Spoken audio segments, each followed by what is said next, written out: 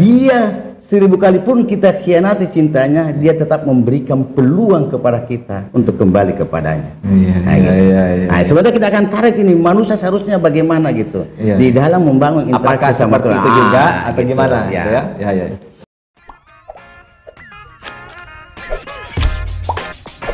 Welcome to Renaissance. Assalamualaikum warahmatullahi wabarakatuh, Sobat Renaissance.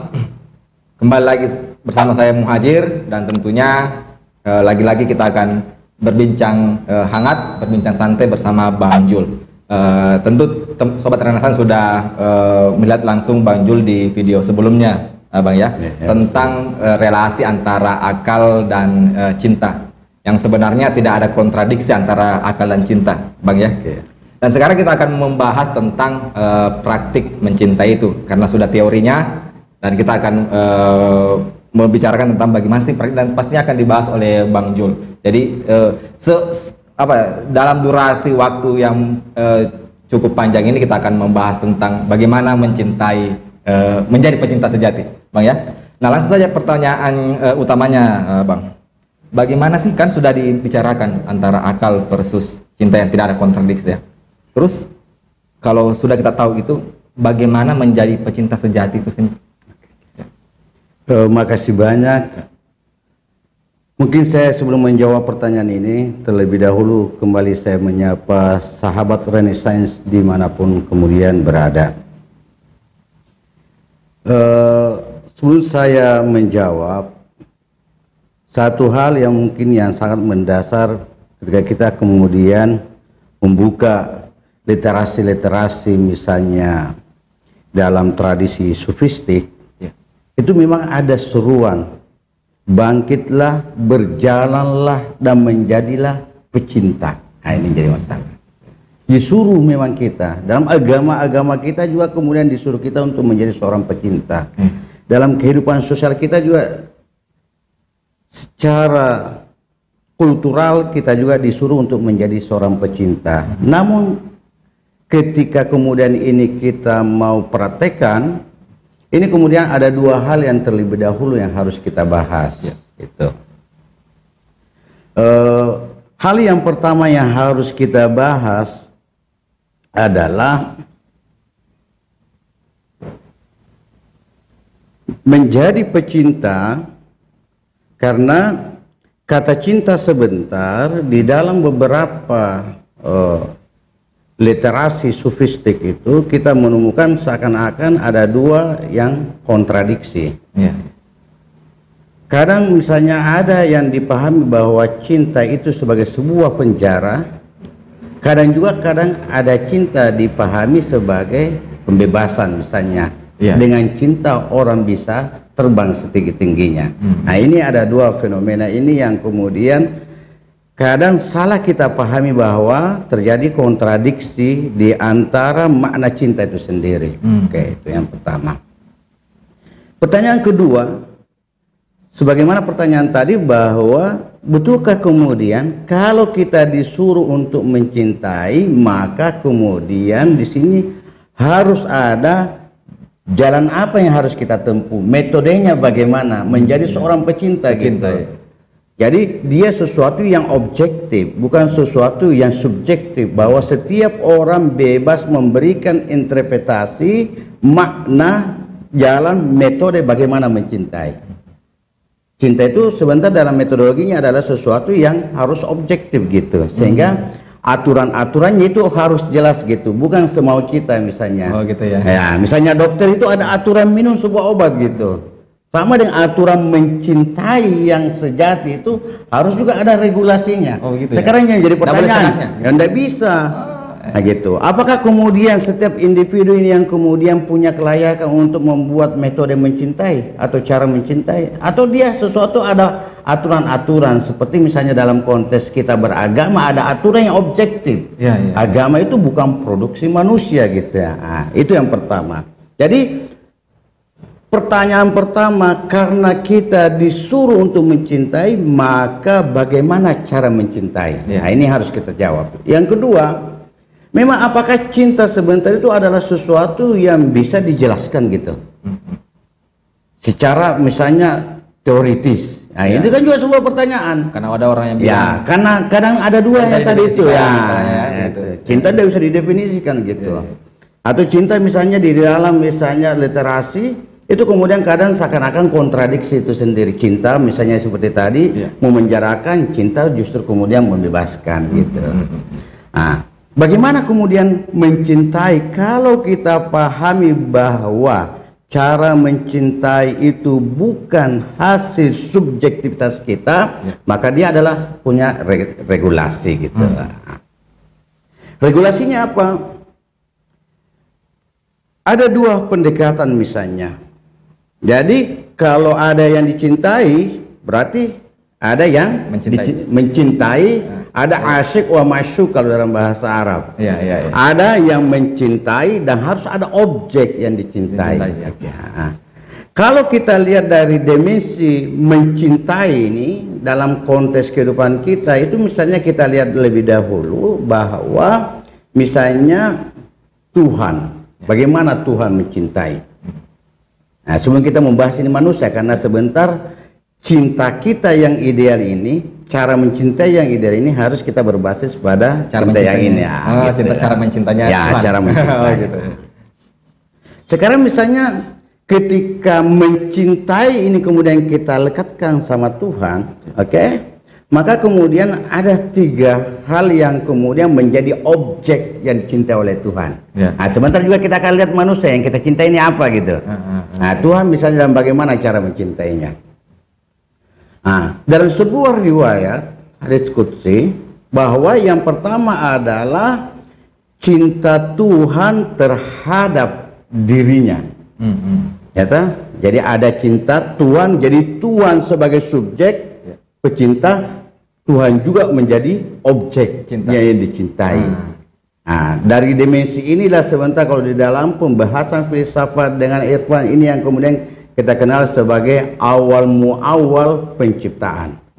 Karena dalam sebuah riwayat yang artinya kuntu kanzan makhfiyan itu bahwa saya adalah perbendaharaan tersembunyi. Saya ingin dikenal, maka saya mencipta.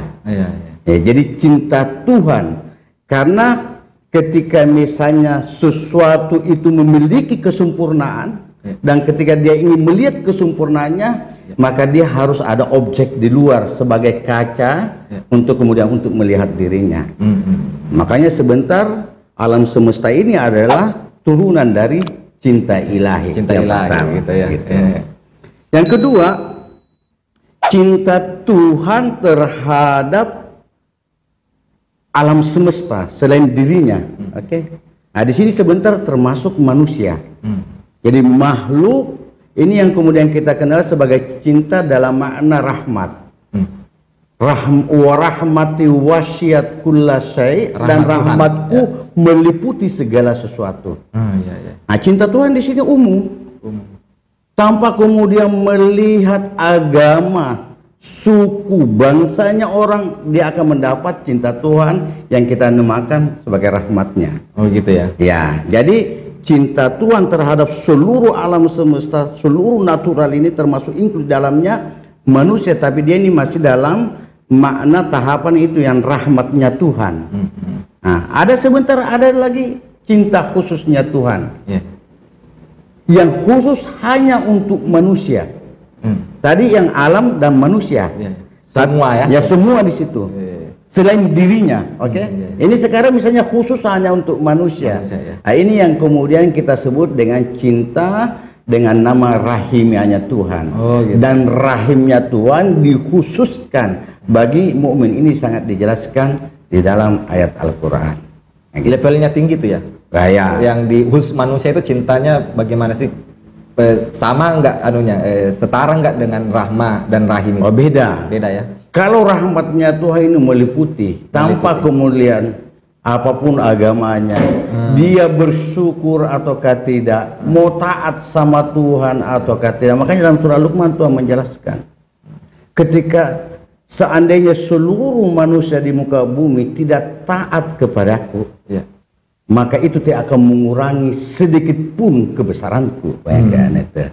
Dan seandainya seluruh makhluk di alam ini taat kepadaku itu tidak menambah 1% juga kebesaranku, kata Tuhan. Ya, gitu. Dan itulah cinta sejati sepertinya harusnya seperti itu ya. Nanti kemudian kita akan lihat. Jadi ada karakter cinta Tuhan di sini. Nah, cinta Tuhan, makanya kemudian ketika kita lihat di dalam konteks manusia sebagai objeknya di sini, ini di sini beda sebentar. Kalau manusia misalnya melakukan satu kesalahan, oke, maka kadang sudah akan muncul benci ya. Tiada maaf bagimu. Kayak lagu ya. Sama, dan kasus ini sering kita alami. Ya, betul. Kenapa kemudian fenomena ini yang kemudian menjadi sebuah fenomena di masyarakat kita?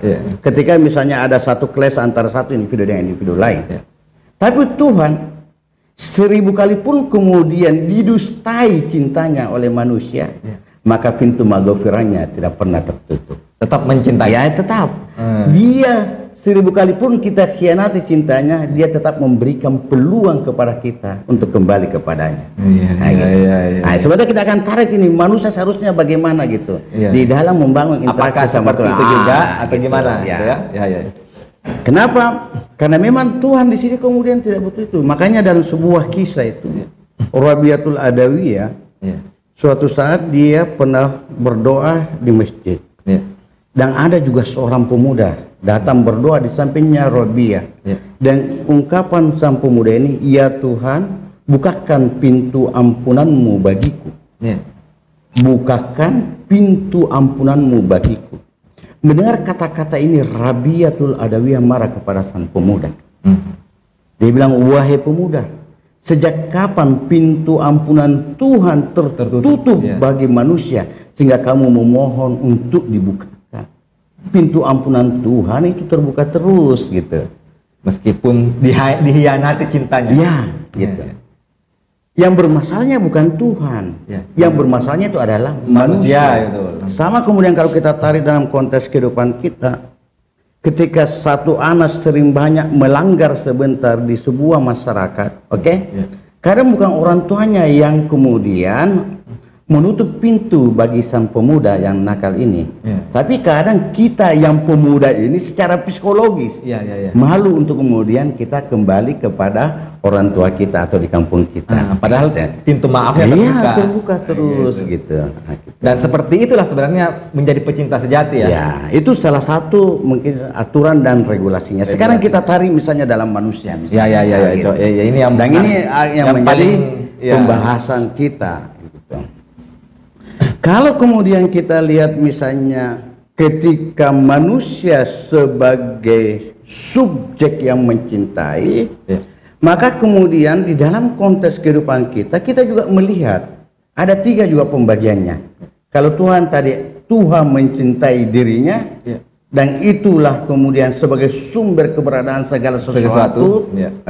Kemudian Tuhan juga mencintai apa? Yang lainnya, termasuk manusia, dan ketiga itu manusia khusus.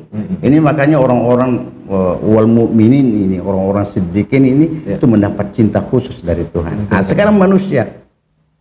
Bagaimana kemudian ketika kita melihat bahwa manusia itu adalah makhluk sosial?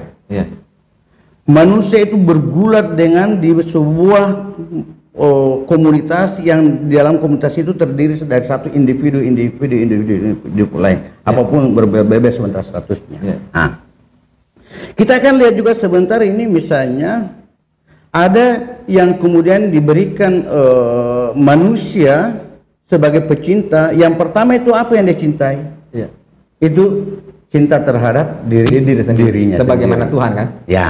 Cinta terhadap diri sendiri. Tapi di sini sebentar ada 2 pembagiannya. Ada cinta diri sendiri yang memberikan efek positif terhadap sang pecinta, sang subjek yang mencintai. Ada juga sebentar yang memberikan negatif itu, manfaat negatif terhadap diri kita. Ada 2 makna yang kemudian harus kita jelaskan di sini. Kenapa? Karena misalnya cinta terhadap orang lain itu adalah buah dari cinta diri sendiri. Makanya ada 2 sebentar di sini. Cinta terhadap diri sendiri, dengan cinta terhadap keinginan. Iya, iya. Saya sendiri ya. Itu yang disebut ego ya. Ya, bukan sebentar ini, sebentar ada namanya budak nafsunya. Budak nafsunya, ya, Nah, ya. pada hakikatnya di sini sebentar mencintai keinginan kita ini semuanya yang ini yang memberikan makna negatif ini. Iya, terhadap cinta diri sendiri ya. Kenapa? Karena ia kemudian menjadi penghalang bagi manusia untuk menemukan aku yang otentiknya. Nah, gitu. Jadi kadang memang kita akan lihat misalnya dalam konteks kehidupan kita, pada hakikatnya yang kita cintai itu bukan akunya yang aku. Yang kita cintai dalam semua proses kehidupan kita ini adalah keinginan kita. Ini yang kemudian kita cintai. Gitu. Jadi nanti sebentar kita akan bahas kalau masih ada pertanyaan. Oke, saya jelaskan dulu pembagiannya nih. Oke. Nah, yang kedua, cinta manusia dengan manusia itu sendiri. Dan ini yang kemudian sering kemudian ya kita saksikan dan kemudian kita praktekkan dalam kehidupan kita sehari-hari. Yang ketiga misalnya cinta manusia, terhadap, kalau dalam bahasa itu adalah misalnya selain dirinya, alam semesta ini, tapi di alam semesta ini sebentar terbagi dua. Misalnya kita mencintai yang jalal dengan jamal, mencintai keindahan dan mencintai yang, kalau jalal apa ini bahasa Indonesianya? Kayak apa ya, maskulin apa ya? Iya, yang sedikit maskulin lah begitu. Nah, kekuatan apa ya? Kekuatan. Nah, di sini sebentar misalnya kita akan lihat misalnya yang jalal, ada juga yang sebentar misalnya mencintai, jadi hubbul watan di sini itu juga salah satu misalnya kategori model cinta dari turunan di sini. Jadi mencintai sesuatu di luar diri kita, termasuk makanya hubbul watan ini itu kemudian salah satu juga fenomena yang inheren dengan pencintaan manusia. Makanya dimanapun setiap individu misalnya hidup, pasti dia akan mencintai negerinya sendiri, tanah airnya. Hubbul watan minal iman. Mungkin ini sebagai sebuah pengantar sebelum saya melanjutkan pertanyaan. Ini adalah pembagian secara umum dari cinta yang kemudian kita sudah bahas sebelumnya. Jadi mencintai diri sendiri itu sudah otomatis mencintai orang lain juga, gitu ya? Dia menjadi pondasi dasar dalam mencintai orang lain. Ya, untuk mencintai orang lain. Tidak mungkin kita akan mampu mencintai orang lain kalau pada hakikatnya kita tidak mencintai diri kita sendiri. Tapi bagaimana dengan mencintai orang lain atas dasar keinginan semata gitu? Makanya ini yang kemudian pembagian kedua tadi. Yang negatif itu ya? Ya, cinta terhadap keinginan. Yang ini yang kemudian kalau dalam konteks sehari-hari kita kenal bahwa kita adalah budak dari nafsu kita sendiri. Mencintai orang bukan karena cinta itu sendiri, tapi karena keinginan nafsu ya, atau gimana? Nah, ini yang kemudian sebentar kalau kemudian kita lihat Tuhan tadi sebagaimana contohnya bahwa Tuhan 1000 kali pun dikhianati cintanya, maka dia tetap rahmatnya itu tidak pernah terputus. Misalnya bahwa Tuhan ada satu orang yang tidak taat kepada Tuhan, maka untuk dia putuskan hujan baginya. Atau matahari dia tidak berikan cahaya matahari. Kan kesernaan gitu. Nah, sekarang misalnya ketika kemudian cinta yang kemudian kita pahami sebagai cinta dan Tuhan kemudian adalah cinta yang tidak pernah membutuhkan balas budi. Nah, itu aduh. Kayaknya berat deh. Ini memang sangat berat untuk dilakukan manusia. Karena makanya kemudian kalau Aristoteles juga memang menekankan dalam salah satu bukunya itu menekankan bahwa mencintai diri sendiri itu adalah sesuatu yang harus. Kenapa? Karena dialah dasar untuk kemudian manusia bisa mencintai orang yang lain. Tapi kalau misalnya begini, saya dikhianati oleh seseorang biasanya kan saya saya tidak mau memaafkan itu ya. Agak sulit saya mau memaafkannya begitu. Tapi kalau kita misalnya dikhianati, cinta kita dikhianati terus kita tetap masih membuka ruang maaf apakah itu disebut sebagai cinta sejati itu? Nah, kalau yang kita tidak maafkan ini berarti kita yang kita cinta diri sendiri baru dalam makna budak nafsu kita, bukan yang mencintai keinginan, bukan mencintai hakiki aku yang aku. Kalau mencintai aku yang aku di sini adalah sebentar, manifestasinya di situ adalah cinta yang tidak membutuhkan balasan. Iya. Makanya seorang pecinta sejati nanti itu tidak pernah lari ke sudut-sudut ruangan untuk menangis ketika cintanya dikhianati. Iya. Cinta yang menuntut balasan ya? Ya, tanpa menuntut balasan. Karena hakikat memang mencintai itu memberi. Itulah cinta. Meskipun saya misalkan tidak dicintai oleh seseorang, saya tetap mencintai dia meskipun saya tidak dicintai. Ya, tetap. Gitu ya? Ketika dia membutuhkan bantuan atas dasar kemanusiaan, kita harus membantu saudara kita. Iya. Kan kadang kalau Bukan kita sifat sudah altruis diputuskan, altruisme namanya. ya, kalau kita sudah diputuskan, ya kadang untuk segala sesuatu hubungan, relasi dan lain sebagainya, kan kita sudah putuskan. Iya.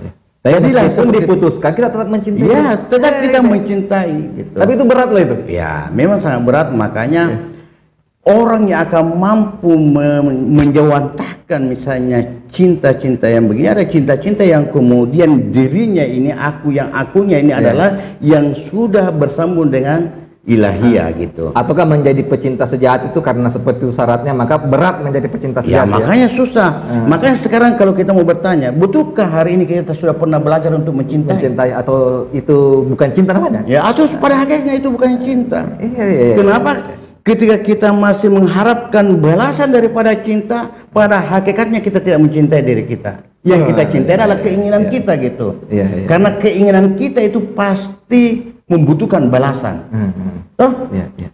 Saya mencintai seseorang itu karena sesuatu yang ada dalam dirinya. Pada hakikatnya saya tidak mencintai dia. Yang saya cintai itu adalah diriku yang dalam makna keinginan tadi. Seperti misalnya saya mencintaimu karena kamu cantik. Ya, karena ada saya mau mendapatkan. Kenapa kecantikannya kemudian itu misalnya? Karena dia akan memberikan sensasi yang sangat luar biasa terhadap imajinasi saya ataupun sesuatu yang ada dalam diri saya. Iya.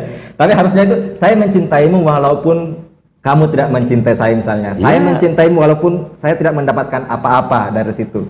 Gitu Makanya mencintai itu dalam makna memberi. Memberi ya. Artinya ketika kita memberi, ya artinya karena orang yang memiliki kekayaan, maka dia akan memberi. Dan yang mampu memberi itu hanya orang yang memiliki gitu. Kita tidak akan mampu memberi seseorang 10.000 kalau kita nggak punya uang 10.000. Kita tidak akan bisa memberikan cinta terhadap orang lain kalau dalam diri kita tidak ada cinta. Tidak ada cinta. Makanya ada dalam salah satu syair itu katakan begini, hanya orang yang memiliki kehangatan di dalam dirinya yang bisa menghilangkan rasa dingin dalam orang. Luar biasa syair-syairnya. Saya langsung tercerahkan ini. Saya banyak belajar. Saya sebagai orang anak muda yang belum. Jadi terakhir ya. Pertanyaan terakhir.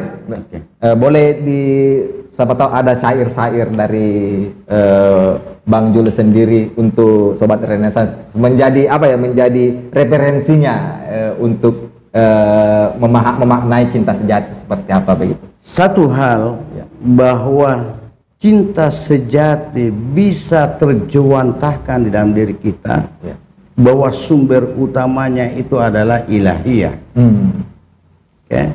Yang kemudian dimanifestasikan terjewantahkan pada diri para nabi. Dalam konteks kita sebagai manusia yang belum punya ketersambungan ke sana, makanya kalau saya bilang tadi aku kalau dalam pandangan Aristoteles ada rasionalitas, aku yang otentik dalam pandangan Maulana Rumi adalah yang bersifat ilahiyah, akunya ilahiyah di situ. Sehingga semua asma-asma Allah ini yang kemudian terjewantahkan di dalam diri kita. Ketika ini sudah terjewantahkan di dalam diri kita, maka apapun balasan orang lain terhadap cinta kita kepada mereka, maka kita tidak akan pernah lari ke sudut-sudut kamar menangis dan galau kehidupan kita, dan seakan-akan hidup ini seperti hanya selebar daun kelor saja. Dunia ini pecinta itulah yang disebut sebagai pecinta sejati tanpa balasan tanpa balas. Oke, luar biasa Sobat Renaissance, dan semoga Sobat Renaissance bisa menjadi pecinta sejati setelah mendengar video ini, meskipun syarat-syaratnya sulit sekali karena tanpa balasan itu susah gitu. Ya, tapi justru itulah level cinta yang paling tinggi dan paling tinggi. Makanya mungkin sebagai penutup, ya. Makanya itu kata yang sangat banyak dipakai oleh para sufi itu kata asaka, Ya. Nah, ini nanti kemudian dipakai mulai abad keempat atau abad kelima. Sebelumnya itu para sufi itu tidak pernah menggunakan kata asaka. Makanya kata itu tidak pernah kita temukan dalam Al-Quran. Kalau Al-Quran itu hubbun azima. Di sini itu kemudian kalau kita lihat secara etimologi, dia itu seperti benalu. Jadi benalu itu adalah apa? Yang ketika dia berada di dalam satu pohon, berada di satu pohon, maka dia mengisap pohon itu, kemudian tinggal benalu yang ada, ya begitu ya. Pecinta begitu. Cinta kita, kalau misalnya cinta ilahiyah yang kemudian kita mau manifestasikan dalam diri kita, keakuannya kita sudah tidak ada. Yang ada adalah Tuhan. Makanya kemudian kita akan menjadi manifestasi Tuhan di muka bumi yang akan menyebarkan kedamaian. Melalui cinta. Dan melalui cinta. Iya.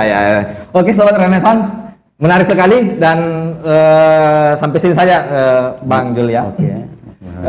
Nantikan video kami selanjutnya tentang tema-tema selanjutnya, tentunya bersama Bang Jul. Mungkin masih ada sesi cinta, nanti kita akan diskusikan lagi. Sampai di sini saja sobat Renaissance. Assalamualaikum warahmatullahi wabarakatuh. Waalaikumsalam.